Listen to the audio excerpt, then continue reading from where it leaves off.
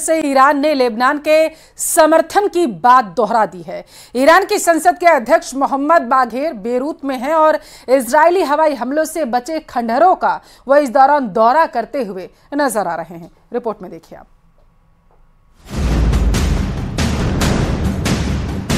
Beirut की बर्बादी की तस्वीरें ईरान के संसद के अध्यक्ष मोहम्मद बाघेर गालिबफ ने भी महसूस की। ईरान दौरे पर पहुंचे गालिबफ ने बेरूत में उस जगह का दौरा किया जहां नसरल्ला मारा गया। बारूदी खंडर के ढेर को देख ईरान के पूर्व सैन्य कमांडर गालिबफ का खून खौल गया। गालिबफ ने नसरल्ला की मौत की जगह से ऐलान किया है कि सुप्रीम लीडर खामनेई ने इजराइल की तबाही तक हिजबुल्लाह का युद्ध में साथ देने का ऐलान किया है। अपने भाषण के बाद गालिबफ ने लेबनान के कार्यवाहक प्रधानमंत्री नजीब मिकाती से मुलाकात की है। इस बैठक के बाद हिजबुल्लाह के मीडिया ऑफिसर हज मोहम्मद अफीफ ने नेतन्याहू को डायरेक्ट धमकी दी है।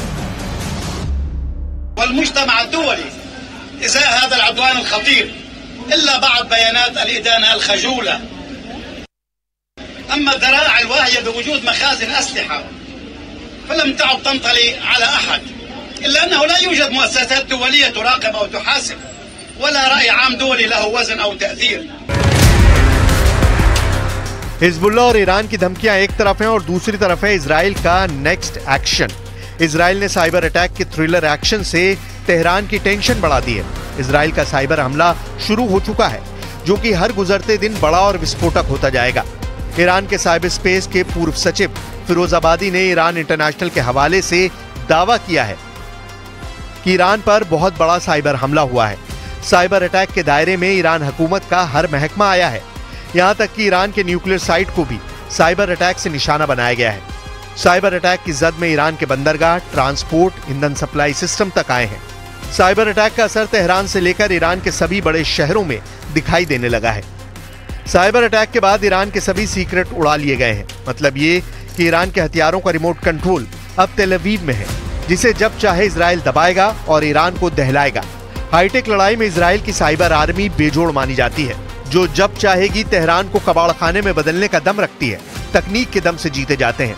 ईरान को भी ये पता है, इसलिए साइबर अटैक के बाद ईरान ने बड़े फैसले लेने शुरू कर दिए हैं। ईरान के उड्डयन मंत्रालय ने मोबाइल के अलावा किसी भी इलेक्ट्रॉनिक डिवाइस पर बैन लगा दिया है। यानी प्लेन में पेजर और वॉकी टॉकी जैसे इलेक्ट्रॉनिक उपकरणों पर पूरी तरह पाबंदी लगा दी गई है।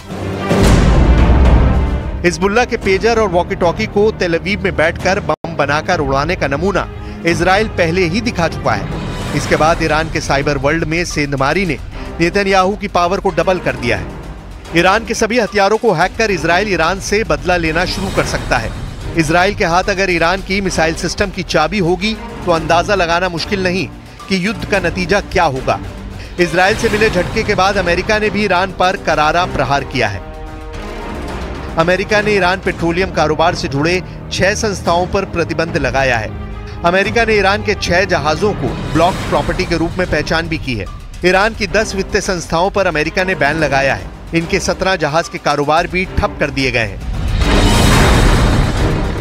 ईरान पर मैक्सिमम प्रेशर बना हुआ है। इजराइल कभी भी 1 अक्टूबर का बदला लेना शुरू कर सकता है। अमेरिका इसी ताक में बैठा है कि इजराइल ईरान को दहलाए और फिर सुपर पावर शिया आर्क पर अपना टोटल कंट्रोल जमा ले। लेकिन ईरान भी झुकने को तैयार नहीं। इजराइल मीडिया रिपोर्ट्स में दावा किया गया है कि ईरान अपनी सेना लेबनान में उतार सकता है। मोहम्मद बाघेर गालिबफ की बेरूत विजिट को इसी वॉर प्लान का सिग्नल बताया जा रहा है। लेबनान में ईरान के आने भर की देर है, फिर आर पार का युद्ध शुरू होगा जिसमें सभी लिमिट क्रॉस होनी तय है।